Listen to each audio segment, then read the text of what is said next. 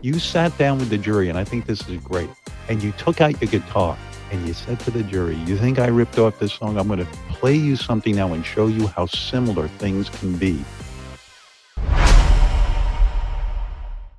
Welcome to the Whiddon Criminal Defense YouTube channel. My name is Keith Thomas Whiddon. I am a criminal defense lawyer in Monroe, Louisiana. And what better for a criminal defense lawyer to talk about than the Ed Sheeran copyright Marvin Gaye Let's Get It On case? If you haven't watched part one of this Ed Sheeran video and Ed Sheeran case that I made a couple weeks ago, you need to go watch that. We'll link it in the cards up here. Maybe we'll drop the thumbnail over here somewhere. But I'm going to react now that Ed Sheeran has been found not liable to Marvin Gaye, to the song's co-writers, to the families for copyright infringement. And we're going to look at what I wanted to see more than anything, what Ed Sheeran showed, told, or played for the jury. Because in this case, if you go back and watch part one, I said that this case is going to come down to witness credibility and evidence that comes out through the witnesses, because there's going to have to be some showing of intentional stealing, intentionally taking from this other song. And it's going to come down to how the witnesses present themselves to the jury for each side of the case. Now, we didn't have cameras in the courtroom like we did with Johnny Depp or Robert Murdoch or a number of other high-profile cases that came through in the last 2 years. But thankfully for us, Ed Sheeran was on the Howard Stern show, and they have posted his video to YouTube where he actually shows Howard, and the listeners for that matter, what he, again, presented to the jury whenever he took the witness stand, because it was a headline during the case that Ed actually took his guitar to court and attempted, or I guess successfully demonstrated, how his song does not infringe on Let's Get It On. You on this court case. There is nothing worse in my book, as somebody who creates stuff, somebody accusing you of a ripoff. I read in the paper, you sat down with the jury, and I think this is great, and you took out your guitar and you said to the jury, "You think I ripped off this song? I'm going to play you something now and show you how similar things can be." What did you play for that jury? If I was the jury, what did you say to them? So it was so my one is when your legs don't work like they used to before, and then there's have I told you lately that I loved you, and then people get ready, there's a train coming, and then what was the looks like we made it, look how far we've come, my baby, and oh, she breaks just like a woman. I mean, there was 101 songs that, and that was like scratching the surface. There was like 101. You know, there's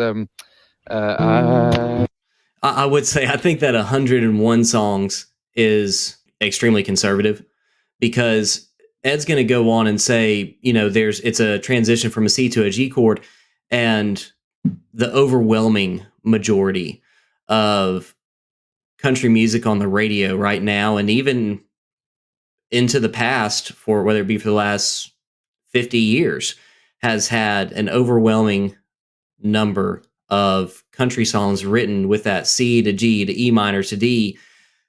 If you go listen to Zach Bryan songs, Something in the Orange, Open the Gate, they're transitioning from a C to a G chord. It's just a different rhythm, a different strumming pattern, different elements beyond just the chord progression to make the song the song.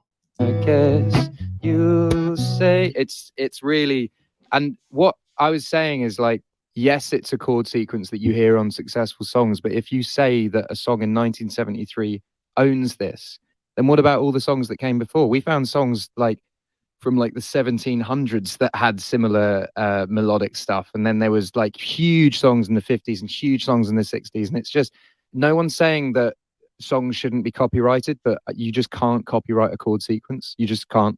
I'm really glad it's over, man. It was like 8 years of that. And 8 years. yeah, and this is my like livelihood. And this is the thing that I've worked my entire life to do and have. And if we go, you can go on and you can watch the rest of this video on YouTube. Well, I'll even make sure that we link it down in the description below.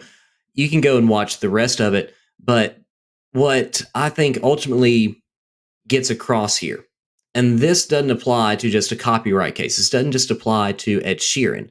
This applies to civil cases, criminal cases, personal injury cases. It's how does the lawyer and the witness present the case to the jury or otherwise the finder of fact, which could be the judge if you like to have a judge-only trial. And this is a perfect example where Ed Sheeran's team said, look, we can demonstrate to this jury where this chord progression, this chord pattern has been used from, as Ed Sheeran said, from the 1700s up to today. Again, if you turn on radio, if you turn on country music radio today, you're going to hear same C, G, E minor, D chords being used by the biggest country artist, Jason Aldean, Luke Bryan, Miranda Lambert, Carrie Underwood, Luke Combs. If you know those 4 chords, you can play half the songs on country music radio today. It carries over into pop, and it carries over into rock, and it carries over into your ballads, because that's essentially what Ed Sheeran wrote. In this case, he wrote a pop ballad, and Let's Get It On in its own right, in its own time, was a pop ballad of sorts. And so are they similar in their chord progressions?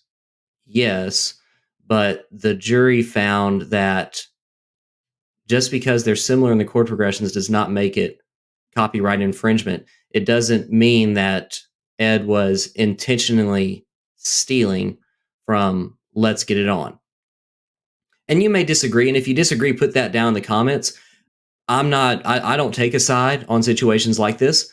The jury made its decision, and I trust our jury system. That's why I think that it is never appropriate for a lawyer to go to the media and attempt to degrade or undermine our jury system, whatever that's the system that you chose. If we want to go back to Johnny Depp and Amber Heard, which again, another divisive case, probably more divisive than the Ed Sheeran case. And one morning or 2 mornings after the jury makes a decision, Elaine Brodahoff is on the CBS Morning News and talking about how all the ways the jury got it wrong. I think that if you are a lawyer in America and you think a jury got it wrong, go complain about it to the Court of Appeal. But don't go to the media and degrade our legal system. We should have faith in our jurors. And the people that are going to serve as jurors should have confidence in knowing that they are not going to be bashed or made fun of, criticized whenever they make a decision, because those jurors are the ones who sat in that courtroom for all those days. Those are the ones who saw the evidence that was allowed to come in by the procedures of evidence. There are rules for evidence and how it gets in and what doesn't get in. And the jurors get to see that and make that decision about, based on the evidence they are given, which is right, which is wrong, who is liable, who's not liable, who is guilty, who is not guilty. And I believe that it is our job as lawyers to, especially to the public, to make sure that we are lending credence and confidence to our jury system.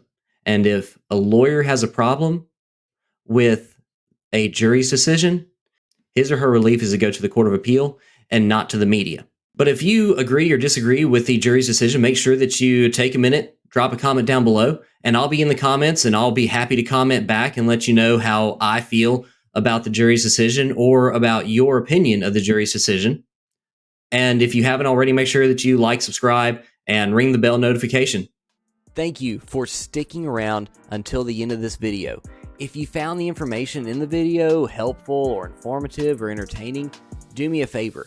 Click the subscribe button and ring the bell notification so you can be a part of the first 1,000 subscribers to this channel, and you'll get notified every time we post a new video, podcast, or other information that you may find helpful. If you have questions about a criminal case and you want to talk to me, then scan the QR code over here or check the link in the bio below. And if you have questions about an expungement, need an expungement for an old case, scan this QR code over here or use the link that's in the bio below. And if you want to watch another video that I've made, just click this one right here.